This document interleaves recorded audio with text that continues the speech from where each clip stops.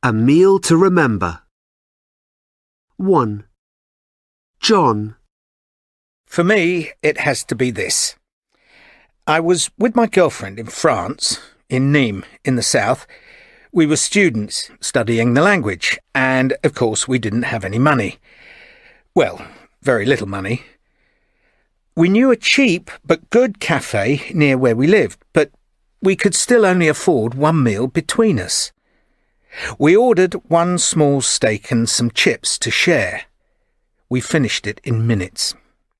The man at the next table had a mountain of mussels and some bread and wine. He looked at us and smiled. Then he said, in French, of course, "I'm not so hungry this evening. Would you like some of these?" And he gave us a big bowl of his mussels. The cafe owner saw this and smiled. And then he came over to our table with 2 bottles of really good white wine and 4 glasses. And so we all, the cafe patron, the kind man, my girlfriend and I, sat down together and enjoyed delicious food and drink, excellent conversation, and a lot of laughs. It was a great evening and a meal to remember for the rest of my life. 2. Alison. This is a very memorable meal for me from many years ago. My husband and I were living and working in East Africa on the coast, in a town called Tanga in Tanzania. Tanga's a port, so lots of boats came there from all over the world and some from North Africa. And we often had Arab dhows there selling rugs.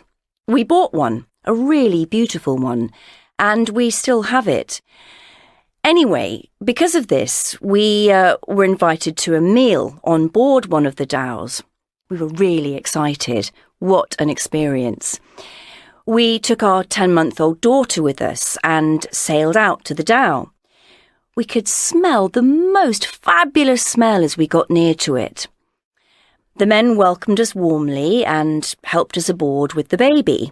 And there, in the middle of the deck, was one huge bowl of the most delicious chicken curry.